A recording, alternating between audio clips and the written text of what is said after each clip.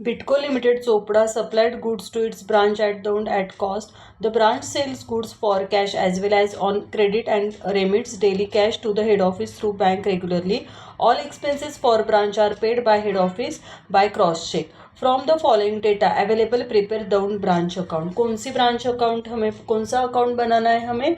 Daund branch account. ठीक है. In the books of Bytco limited Chopra head office for the year ended 31 मार्च 2022. देखो यहाँ पे उन्होंने बैलेंस दिए, 1 अप्रैल 2021 के बैलेंस दिए हैं. मतलब ये पूरे बैलेंस आपके कौन से बैलेंस है? ओपनिंग बैलेंस है. ठीक है. स्टॉक, डेटर्स और पेटी कैश.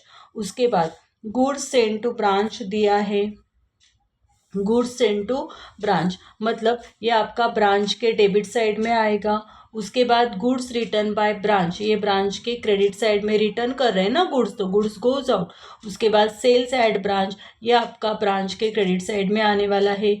पेटी कैश रेमिटेंस, देखो इसके दो इफेक्ट हो गए, एक तो पेटी कैश में जाएगा, एक ब्रांच में जाएगा, और दोनों भी डेबिट साइड में आएंगे. ठीक है. उसके बाद कलेक्शन फ्रॉम डेटर्स, देखो डेटर्स से हमने कलेक्शन किया है. मैक्सिमम डेटर्स का posting, maximum posting credit side में होता है, हमेशा याद रखो. सिर्फ डेबिट साइड में डेटर्स के टू बैलेंस ब्रॉट डाउन और क्रेडिट सेल्स आता है. ठीक है. मैक्सिमम डेटर्स का पोस्टिंग क्रेडिट साइड में होता है. और यहाँ पे उन्होंने क्रेडिट कस्टमर दिए हैं. कस्टमर मतलब हमारे क्या होते हैं? डेटर्स. मतलब ये डेटर्स के क्रेडिट साइड में जाएगा. उसके बाद discount allowed to branch book debts, book debts का मतलब ही डेटर्स होता है, ये भी डेटर्स के क्रेडिट साइड में जाएगा. इरिकवरेबल डेप्स रिटर्न ऑफ, ये भी डेटर्स के क्रेडिट साइड में जाने वाला है. Festival allowances to branch debtors, ये भी डेटर्स के क्रेडिट साइड में जाएगा. ठीक है. उसके बाद एक्चुअल पेटी expenses by branch manager, branch manager ने एक्सपेंसेस किया है, कहाँ पे जाएगा फिर? ये पेटी कैश के क्रेडिट साइड में जाएगा, पेटी कैश के क्रेडिट साइड में जाएगा. उसके बाद branch expenses incurred by head office, branch staff remuneration, branch office rent, branch publicity charges, ये सब एक्सपेंसेस हुए. तो हमें क्या करना है? ब्रांच के डेबिट साइड में टू बैंक हेडिंग दे के वो सब एक्सपेंसेस लिखने होंगे. उसके बाद उन्होंने दिया है बैलेंस एज ऑन 31 मार्च 2022 का बैलेंस है, मतलब ये आपको क्लोजिंग बैलेंस दिए है. ठीक है. ओपनिंग बैलेंस में स्टॉक, डेटर्स और पेटी कैश है, लेकिन क्लोजिंग बैलेंस में स्टॉक और डेटर्स है, मतलब पेटी कैश हमें फाइंड आउट करना होगा. यहाँ पे ब्रांच अकाउंट मैंने ओपन किया है. आपको पता है डेबिट साइड में सब ओपनिंग बैलेंस जाने वाले हैं, क्रेडिट साइड में सब क्लोजिंग बैलेंस आएंगे. ठीक है. उसके बाद डेबिट साइड में एक्सपेंसेस, क्रेडिट साइड में क्या आता है? इनकम आता है. ठीक है. उसके बाद गुड्स सप्लाइड वगैरह, मतलब डेबिट वॉट कम्स इन, यहाँ पे कम्स इन और यहाँ पे गोज आउट. मतलब जो भी हमारे पास अगर गुड्स आता है वो तो डेबिट साइड में लिखेंगे, अगर गुड्स रिटर्न टू ब्रांच होता है तो वो हम क्रेडिट साइड में लिखेंगे. उसके बाद मैंने ब्रांच डेटर्स ओपन किया है. देखो वहाँ पे सिर्फ ब्रांच अकाउंट ओपन करने के लिए बोला है. ठीक है. फिर भी हमने डेटर्स और पेटी कैश ओपन किया है. तो आपको क्या करना है ना, जितने ओपनिंग बैलेंस रहते हैं, देखो स्टॉक, डेटर्स और पेटी कैश, इन तीनों के ओपनिंग बैलेंस है ना, तो आप नीचे स्टॉक, डेटर्स, पेटी कैश ओपन कर सकते हो. ठीक है. तो फिलहाल हमने क्या किया है, डेटर्स और पेटी कैश के अकाउंट जो इन्फॉर्मेशन मिसिंग है उसके लिए हमें ये अकाउंट्स ओपन करने होते हैं. अभी देखो डेटर्स मतलब क्या होता है? कस्टमर. डेटर्स का मतलब क्या होता है? कस्टमर. ठीक है. अभी मैंने बताया था कि डेटर्स के डेबिट साइड में बैलेंस ब्रॉट डाउन आता है और क्या आता है? Credit sales. ठीक है. मैक्सिमम, और मैक्सिमम पोस्टिंग डेटर्स का मतलब इरिकवरेबल डेब्ट्स होते हैं, डिस्काउंट होता है, अलाउंसेस होते हैं, collection from debtors, bad debts, ये सब कहाँ पे आते हैं? डेटर्स के क्रेडिट साइड में आएंगे. ठीक है. उसके बाद है पेटी कैश अकाउंट. पेटी कैश में सिर्फ 4 ही पोस्टिंग होता है, ये ओपनिंग बैलेंस है, ये क्लोजिंग बैलेंस है. उसके बाद जो पेटी कैश रेमिटेंस होता है वो डेबिट साइड में आता है, और जो एक्सपेंसेस होता है वो क्रेडिट साइड में आता है. ठीक है. चलो पोस्टिंग करते हैं हम. बैलेंस एज ऑन 1 अप्रैल 2021 का बैलेंस दिया है, तो आपको ओपनिंग बैलेंस दिया है, तो आपको यहाँ पे ब्रांच के डेबिट साइड में लिखना होगा to opening balance. To opening balance, सबके ओपनिंग बैलेंस लिखो यहाँ पे. स्टॉक 8750, उसके बाद डेटर्स 18,500, उसके बाद पेटी कैश 100। इन सब के हमने क्या लिखे हैं, ओपनिंग बैलेंस लिखे हैं। ठीक है, सबकी टोटल करो। टोटल आ रही है आपकी 27,350। उसके बाद हमें क्या करना है, स्टॉक का हमारे पास अकाउंट है क्या, नहीं। डेटर्स का और पेटी कैश का हमारे पास अकाउंट है। अगर ओपनिंग बैलेंस ब्रांच के डेबिट में आता है तो डेटर्स और पेटी कैश का भी ओपनिंग बैलेंस उसके डेबिट साइड में आने वाला है। ठीक है, चलो डेटर्स का ओपनिंग बैलेंस उन्होंने दिया है 18,500 और पेटी कैश का ओपनिंग बैलेंस दिया है 100। ठीक है, गुड्स सेंड टू ब्रांच, मतलब ब्रांच को गुड्स सेंड किया है, ब्रांच के पास गुड्स आया है, इसलिए डेबिट साइड में आएगा टू गुड्स सेंड। कभी कभी यहाँ पे गुड्स सप्लाई भी होता है तो वो भी यहीं पे आने वाला है, दोनों का मीनिंग सेम है, 42,900। उसके बाद goods return by branch to head office. Head office को हमने गुड्स रिटर्न किया है, गुड्स आएगा या जाएगा, गोज आउट ना, मतलब क्रेडिट साइड में आएगा बाय गुड्स रिटर्न। कितनी अमाउंट है गुड्स रिटर्न की, 5,900।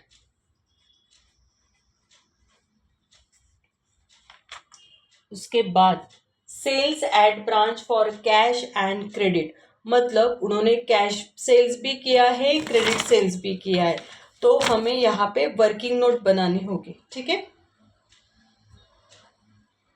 उसको हम थोड़ा साइड में रखते हैं। कैश और क्रेडिट सेल्स दिया है उसको हम साइड में रखेंगे क्योंकि उसका थोड़ा वर्किंग करना होगा। ठीक है, इसको साइड में रखा है हमने। Sales at branch for cash and credit, दोनों की टोटल दिए, कैश और क्रेडिट सेल्स की टोटल दिए।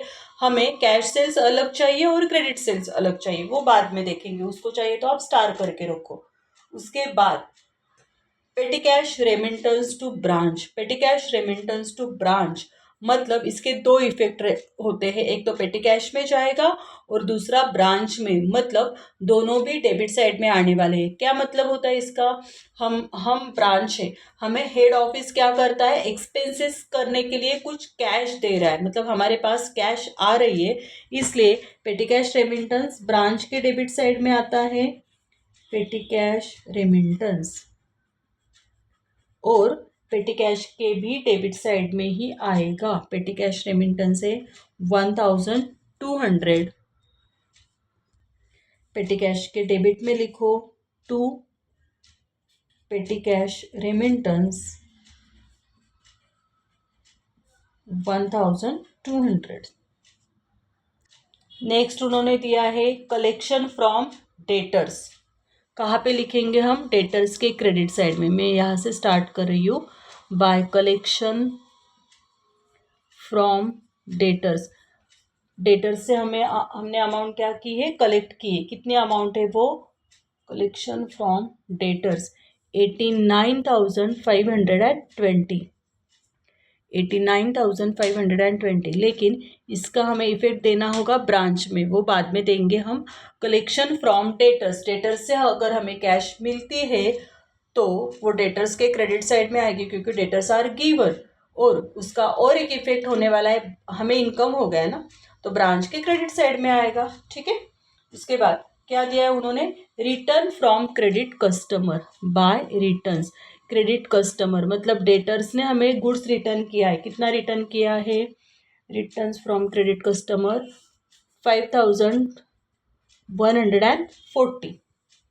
उसके बाद discount allowed to branch book debts, book debts का मतलब भी होता है डेटर्स, बुक डेप्स का मतलब क्या होता है, सन्ड्री डेटर्स। बुक डेप्स का मतलब बैड डेप्स नहीं होता है, तो उनको हमने क्या दिया है, डिस्काउंट दिया है, मतलब कस्टमर को हमने डिस्काउंट दिया है, डेटर्स को हमने डिस्काउंट दिया है, हमारे डेटर्स कम होने वाले हैं।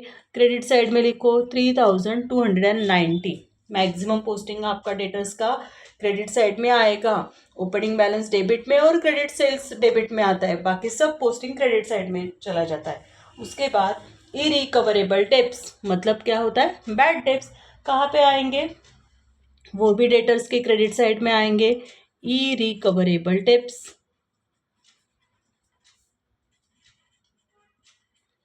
ई रिकवरेबल डेब्ट्स कितने अमाउंट है, 4700। उसके बाद festival allowance to branch debtors, debtors को हमने क्या दिया है, फेस्टिवल अलाउंस दिया है, फेस्टिवल अलाउंस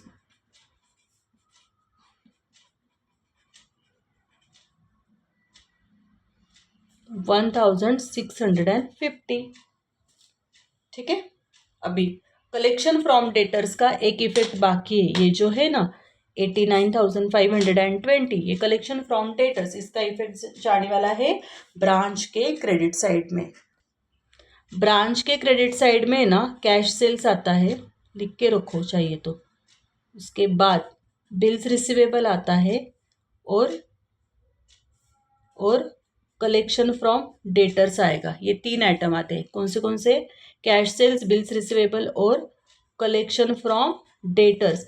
ये तीनों आइटम कहाँ पे आते हैं, ब्रांच के क्रेडिट साइड में आते हैं। ठीक है, कैश सेल्स, बिल्स रिसीवेबल और कलेक्शन फ्रॉम डेटर्स, मतलब जो कैश से रिलेटेड है वो ब्रांच के क्रेडिट में आएगा। ठीक है, बाय कलेक्शन फ्रॉम डेटर्स कितनी अमाउंट है कलेक्शन फ्रॉम डेटर्स की, 89,520। ठीक है।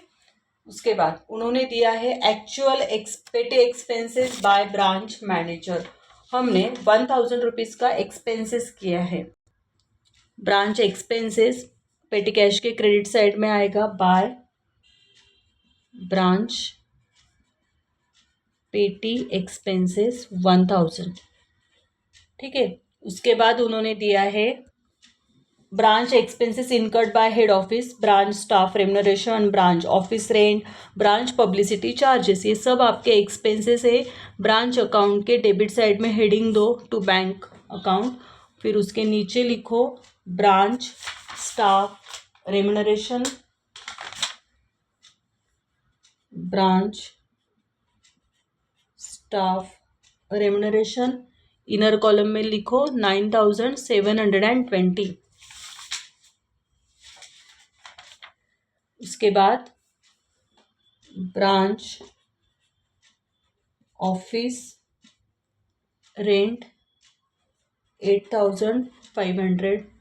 उसके बाद ब्रांच पब्लिसिटी चार्जेस 6,300। ठीक है, करो इसकी टोटल,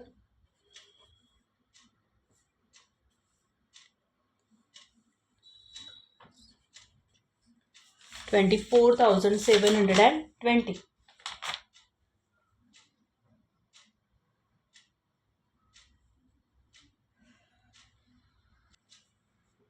24,520। ओके, ठीक है। उसके बाद उन्होंने दिया है बैलेंस एज ऑन 31 मार्च 2020 का बैलेंस स्टॉक सॉरी ब्रांच और डेटर्स का दिया है। लिखो यहाँ पे जितने ओपनिंग बैलेंस है, ये देखो ये 3 स्टॉक, डेटर्स और पेटी कैश, इतने 3 हमें यहाँ पे क्लोजिंग बैलेंस चाहिए। बाय क्लोजिंग बैलेंस अंडरलाइन करो, उसके नीचे स्टॉक, डेटर्स, पेटी कैश। ठीक है, स्टॉक का बैलेंस क्लोजिंग दिया है 9250, डेटर्स का दिया है 21,700 और पेटी कैश का हमें पता नहीं है। ठीक है, अभी स्टॉक का सेपरेट अकाउंट है क्या हमारे पास, नहीं। डेटर्स का सेपरेट अकाउंट है क्या हमारे पास, है। तो डेटर्स का क्लोजिंग बैलेंस हम डेटर्स के क्रेडिट साइड में लिख लेंगे। ठीक है, डेटर्स का क्लोजिंग बैलेंस लिखो यहाँ पे, डेटर्स के क्रेडिट साइड में 21,700। प्रॉब्लम तो हमारा कंप्लीट हो गया है। ठीक है, सिर्फ हमने जो टोटल सेल्स था ना वो थोड़ा साइड में रखा है। तो पहले हम क्या करेंगे, डेटर्स को क्लोज करेंगे, क्रेडिट साइड की टोटल करो,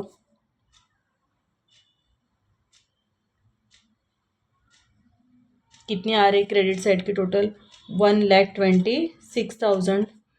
डेबिट साइड में लिखो 1,26,000। ठीक है।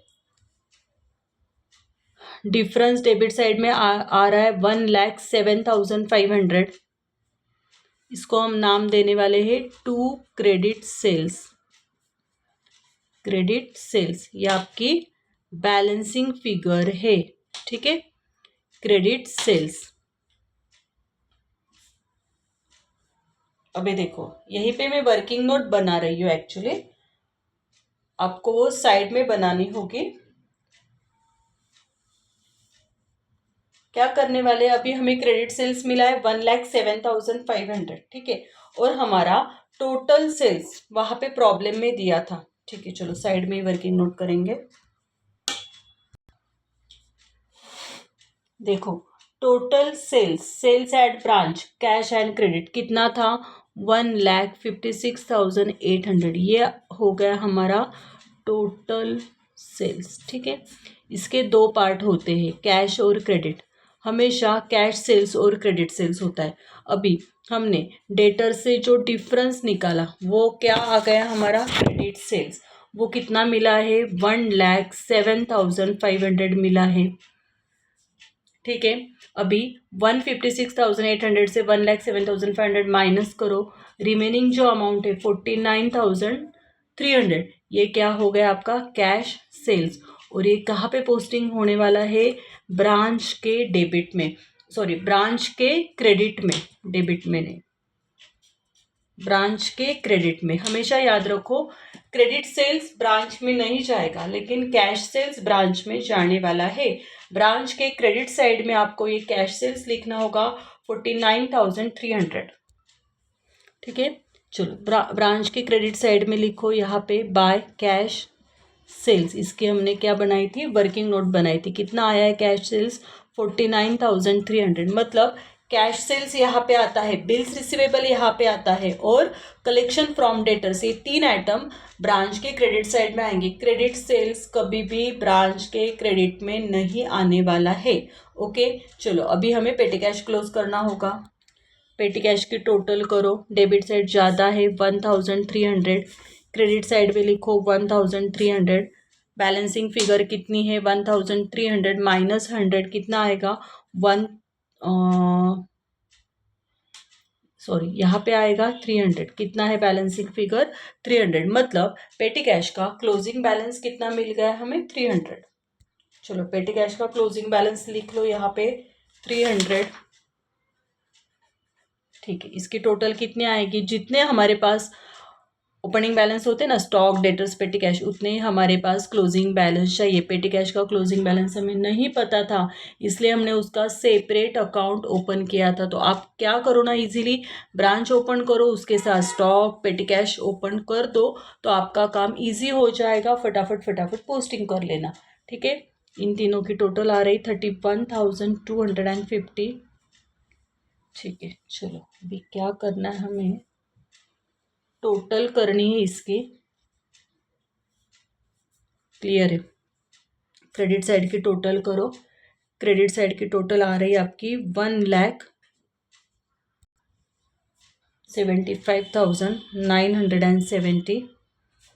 डेबिट साइड में लिखो 1,75,970। डिफरेंस आ रहा है 80,000। कितना डिफरेंस आ रहा है, 80,000। क्या नाम देंगे इसको हम, to general profit and loss.